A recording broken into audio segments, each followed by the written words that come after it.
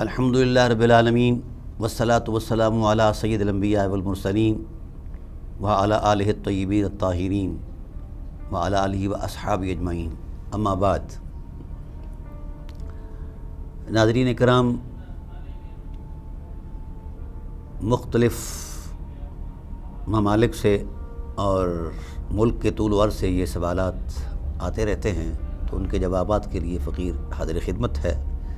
سب سے پہلے جو سوال پیش کیا گیا ہے وہ حضرت ابو طالب علیہ السلام کے حوالے سے ہے۔ تو صدیوں سے یہ مسئلہ ایمان اور عدم ایمان کے درمیان دائر رہا اور مختلف فی رہا۔ کچھ لوگ ان کے ایمان کو قبول کرتے رہے، کچھ لوگوں نے ان کی تکفیر کی، خاص کر اہل سنت کے لوگوں نے ان کی تکفیر کو ہی اپنا نقطہ نظر بنایا، اور پھر اس کے بعد اہل سنت میں سے بھی ایک طبقہ خاص جو تھا وہ حضرت ابو طالب علیہ السلام کے ایمان کا قائل رہا۔ فقیر کو جو اللہ تعالیٰ نے یہ نعمت بخشی، تو میں نے بالاستیاب اس سارے سبجیکٹ کا جائزہ لیا شروع سے لے کر۔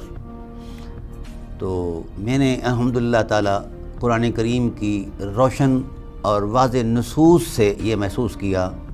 کہ جس ایمان کا واویلا یہ مولانا صاحبان کر رہے ہیں، وہ ایمان خود ممنون احسان ابی طالب علیہ السلام ہے۔ ان کے ایمان پر بحث کرنا یہ عجیب سی بات ہے، اور ایسی ذات کے ایمان پر ثبوت مانگنا یہ اس سے بھی عجیب تر بات ہے۔ جس نفس محترم پر ایمان خود مطمئن ہو، اور ذات ایمان خود مطمئن ہو، اور ذات خدا خود مطمئن ہو، جن کو اللہ کا اعتماد کہا جائے، رسالت پناہ عالم صلی اللہ علیہ وآلہ وسلم کی ذات والا صفات نے ان پر اپنا نبوی اعتماد فرمایا ہے، ان پر بحث بنتی نہیں ہے، بلکہ ان پر تو ایمان لانا ضروری ہے، ان کی حرمتوں پر اور ان کے تقدس مآب رویوں پر۔ قرآن کریم شخصیات پر بحث نہیں کرتا، قرآن کریم رویوں پر بحث کرتا ہے۔ جو رویے رسالت پناہ عالم صلی اللہ علیہ وآلہ وسلم کی ذات کے ساتھ مزاحمت پذیر رہے،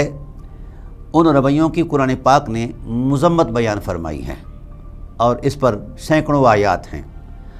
اور جو رویے رسالت پناہ عالم صلی اللہ علیہ وآلہ وسلم کی نصرت، اعانت، شفقت، احترام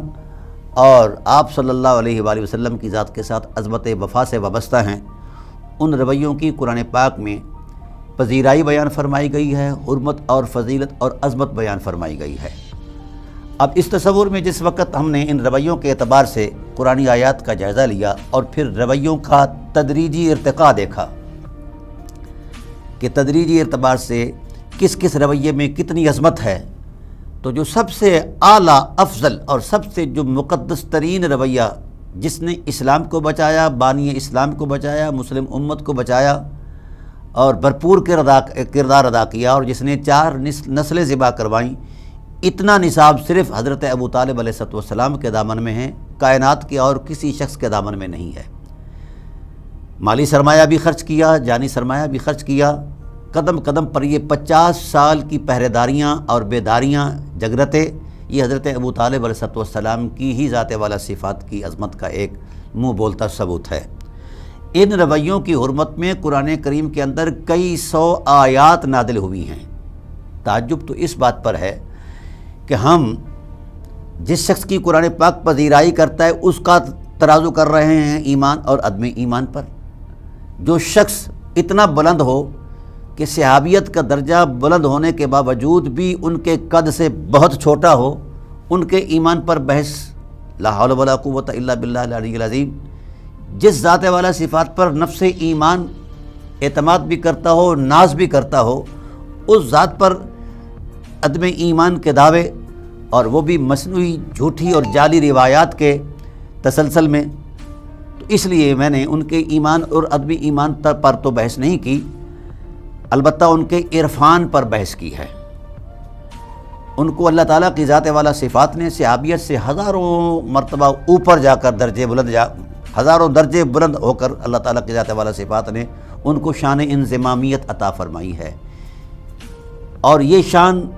اگر کسی گرد و پیش کے جائزے کے اعتبار سے دیکھا جائے، پوری انسانیت کے ٹائٹل پر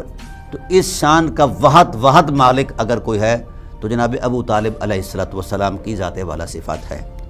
ان کی خدمات اور ان کے ایثار پر اگر غور کیا جائے تو ایک دفتر تمام ناکافی ہے۔ 50 سال کی وفاؤں کا تسلسل اور حرمت معاب جذبے اور رسول عالم صلی اللہ علیہ وسلم کی دین کی بقا کے لیے، ذات مصطفیٰ کی بقا کے لیے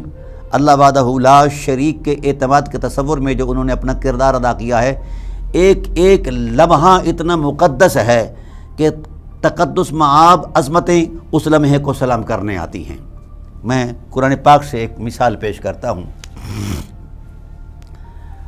اللہ تعالیٰ نے ارشاد فرمایا اللہ نور السماوات والارض مثل نورہ کمشکاۃ فیہا مصباح۔ اللہ زمین و آسمانوں کو نور عطا کرنے والا ہے، اور اس نور کو اللہ تعالیٰ کی ذات نے اس انداز میں بیان فرمایا ہے، مثل نور ہی، اس کے نور کی مثال ایسے ہے کہ جس طرح ایک تاک ہو، تاکچہ ہو، روشن دان ہو، اور اس کے اندر فیہا مصباح، اس نور کے چراغ کو رکھا جائے حفاظت کے لیے۔ المصباح فی زجاجہ، پھر اس مصباح کے اندر جو ہیں وہ کمکمے ہوں، زجاجہ ہوں، فانوس ہو وغیرہ۔ یہ تفصیلات پوری سورہ نور کے اندر موجود ہیں۔ تو چونکہ وقت کے دامن میں اتنی گنجائش نہیں ہوتی اس 10-15 منٹ کے کلپ کے اندر، میں اختصار کے ساتھ عرض کر رہا ہوں کہ مشکات کیا کرتا ہے، اس کا کردار کیا ہوتا ہے۔ وہ اس نور کی حفاظت کرتا ہے جس نور سے اللہ نے کائنات کو روشنیاں عطا کرنی ہوتی ہیں اور قیامت تک کے لیے۔ اب ہم نے علماء تفاسیر اور تعبیرات اور جو صاحبان عرفان ہیں ان کے تحقیقات پر جب ہم اترے تو ایک سمندر نظر آیا ہے۔ ویسے بھی قرآن کریم کی نصوص بذات خود اس حرمت کو بیان کر رہی ہیں۔ اللہ تعالیٰ ارشاد فرماتے ہیں یریدون ان یطفئوا نور اللہ بافواہہم، کہ حبیب کفار مکہ نے طے کر لیا ہے کہ اس نور کو یعنی آپ کی ذات کو بجھا دیا جائے منہ کی پھونکوں سے، یعنی وہ کوشش کرتے تھے رسول عالم صلی اللہ علیہ وسلم کے قتل کی۔ یہ 2 مرتبہ قرآن میں آیا ہے، ایک آیا ہے یریدون ان یطفئوا نور اللہ بافواہہم ویأبی اللہ الا ان یتم نورہ، اور ایک آیا ہے یریدون ان یطفئوا نور اللہ بافواہہم واللہ متم نورہ۔ تو اللہ تعالیٰ کی ذات نے اپنی حکمت سے طے کر لیا ہے کہ ہم نے اتمام کرنا ہے اس نور کا، اس کو پروان چڑھانا ہے، اور اس نور کی برکت سے کائنات کی عظمت کو روشن کرنا ہے، اور بزم عالم کو، بزم امکان کو اس نور سے منور کرنا ہے۔ اب اس نور کے خاتمے کے لیے جو سرگرمیاں طے کی گئیں کفار مکہ کے حوالے سے، قرآن پاک نے اپنی نصوص میں ان کو بیان کر دیا۔ تو فرمایا کہ جس طرح لوگ اپنے چراغوں کی حفاظت ان طاقوں میں رکھ کر کرتے ہیں جہاں ہوا نہ لگے، تو اسی طرح ہم بھی اس نور مبین کی حفاظت کریں گے، ایک ایسے مضبوط طاق میں، ایک ایسے مضبوط آلے میں، ایک ایسے مضبوط پناہ گاہ میں کہ جہاں کفار مکہ کے منہ کی پھونکیں نہیں پہنچ سکیں گی، ان کی سرگرمیاں سب ختم ہو جائیں گی اور ان کی جو بھی سازشیں ہیں وہ طے و بالا کر دی جائیں گی۔ تو ایک ایسی طاقت کے سپرد کرتے ہیں ہم اس نور کو، جو طاقت ضمانت بن کر ایک کردار دے گی۔ تو کمشکات فیہا مصباح کو اللہ نے کھول کر بیان فرمایا ہے کہ اس نور کی نورانیت کی حفاظت مشکات کرتی ہے، وہ آلہ کرتا ہے، وہ طاقچہ کرتا ہے۔ اور سراجن منیرہ کے ٹائٹل کو اللہ تعالیٰ کی ذات نے فرمایا کہ اس نور کی جو حفاظت ہے وہ ہم نے حضرت ابو طالب علیہ السلام کو سپرد کر دی ہے۔ تو سینہ ابو طالب علیہ السلام کو، وجود ابو طالب علیہ السلام کو اللہ نے مشکات قرآنی کہا ہے۔ تعجب تو اس بات پر ہے کہ جس وقت ہم اپنے دیپ جلاتے ہیں، دیے جلاتے ہیں، طاقچوں میں رکھتے ہیں، ان دیواروں میں بنائے گئے خولوں میں رکھتے ہیں تاکہ آس پاس کی ہوا اسے بجھا نہ دے، تو حیرت اس بات پر ہے، ہمارا تجربہ اس بات پر ہے، گواہ ہے اس بات پر ہمارا تجربہ کہ سب سے پہلے وہ طاقچے روشن ہوتے ہیں، پھر کمرے کے اندر روشنی آتی ہے۔ لیکن اہل علم کو یہ بات سمجھ نہیں آئی، جس سینہ اقدس کی حرمت معاب سانسوں میں اور جس وجود اقدس کے عزت اور عفت اور عصمت معاب جذبوں کے سپرد اللہ نے اپنے محبوب صلی اللہ علیہ وسلم کو کیا ہے، جس آلے میں اللہ نے، جس مشکات میں اللہ نے ذات نبوت کو رکھ کر حفاظت فرمائی ہے، حیرت اس بات پر ہے کہ ملا اعظم اس آلے میں روشنی نہیں مانتا، آس پاس جہان کو روشن مانتا ہے۔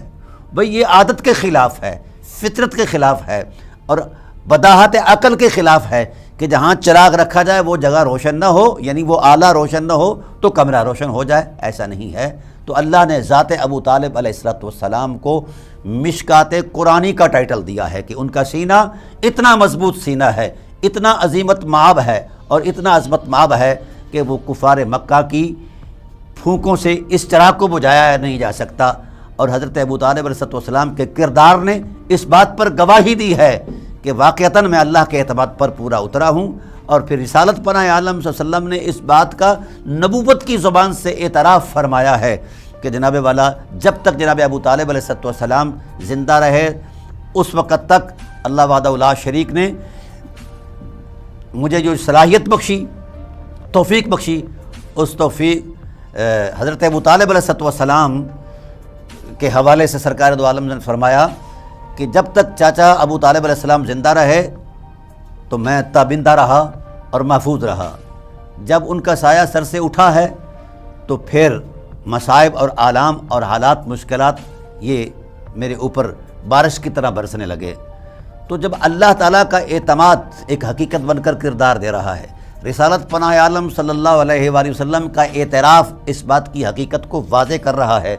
پھر اس حقیقت پر، اس ذات پر ایمان اور عدم ایمان کے جناب والا بزمیں سجائیں جائیں اور محفلیں کی جائیں اور یہ تبصرے کیے جائیں اور مذہب تراشے جائیں۔ میں نے اپنی کتاب عرفان ابی طالب علیہ السلام اور قرآن عظیم کے ٹائٹل پر لکھا ہے کہ حضرت ابو طالب علیہ السلام کی ذات پر لگایا جانے والا کفر اور شرک کا الزام کائنات کا بدترین جھوٹ ہے، اس سے بڑا جھوٹ کائنات میں نہیں بولا گیا۔ اور جو لوگ حضرت ابو طالب علیہ السلام کا انکار کر رہے ہیں، اور آج کل خاص کر یہ مولانا صاحبان اپنی اس منحوس فطرت کے اعتبار سے جو ان کو ایک خمیر میں ملی ہے جناب والا، مذہبی تصورات میں ملی ہے یا ان کے مدارس میں ملی ہے، بار بار اس بات کا سوال کرتے ہیں کہ جناب والا ان کا ایمان تھا یا نہیں تھا۔ حضرت ابو طالب علیہ السلام کی ذات پر تو خود ایمان جو ہے اعتماد کر رہا ہے، نفس ایمان اعتماد کر رہا ہے، خدا کی ذات اعتماد کر رہے ہیں، لیکن حیرت ہے مولوی اعتماد نہیں کرتا، نہ جانے اس کو کیا وبا ہے۔ دوسری بات یہ ہے کہ میں نے ان کے حوالے سے 12,500 صفحات پر ایک تھیسس لکھا ہے جو ان کے عرفان کو بیان کرتا ہے، اور جناب ابو طالب علیہ السلام کے ایمان پر تصدیق مانگنے والوں کے لیے ضروری ہے کہ وہ پہلے اپنے ایمان کی تصدیق لائیں۔ کائنات میں کسی شخص کے، یہ جو آج کل ہو رہا ہے، آج کل سینیریو کے اندر جو سوالات اٹھائے جا رہے ہیں، کوئی مولوی، کوئی بڑے سے بڑا عالم، فقی، مجدد، محدث اپنے ایمان کی تصدیق لے آئے کسی بھی اعتبار سے، کوئی اس کے پاس تصدیق نہیں، سوائے اس کے وہ کہے گا کہ میں آپ کے سامنے پڑھتا ہوں لا الہ الا اللہ محمد رسول اللہ۔ تو قرآن کریم کی 150 آیات ایسے کلمے کو مسترد کرتی ہیں۔ جی ہاں، وَمِنَ النَّاسِ مَن يَقُولُ آمَنَّا بِاللَّهِ وَبِالْيَوْمِ الْآخِرِ وَمَا هُمْ بِمُؤْمِنِينَ، یہ قرآن پاک کا دیا ہوا فیصلہ ہے۔ تو پھر کس اعتبار سے ہم یہ زہر افشانی کر رہے ہیں؟ پھر دوسری بات، خاص کر میرے بریلوی مکتبہ فکر کے جو علماء ہیں، انہوں نے اس مسئلے کو ایک بڑا عالمی مسئلہ بنایا ہوا ہے کہ جناب والا ان کا ایمان ثابت نہیں۔ اللہ کے بندو، آپ اپنی امام سے ہی پوچھ لیں، مولانا احمد رضا خان بریلوی رحمۃ اللہ تعالیٰ علیہ سے ہی پوچھ لیں، وہ بھی یہی فرماتے ہیں۔ فتاوی رضویہ کی 29ویں جلد کے اندر وہ فرماتے ہیں کہ زبانی کلمہ خوانی کا نام ایمان نہیں۔ تو آپ کا یہ جو کلمہ پڑھنا ہے، یہ تو اعلیٰ حضرت علیہ رحمہ کے ہاں قابل قبول نہیں ہے، تو اللہ تعالیٰ کے ہاں وہ کیسے قابل قبول ہوگا؟ اس لیے پہلے آپ اپنے ایمان کی تصدیق کریں، تصدیق پیش کریں، اور پھر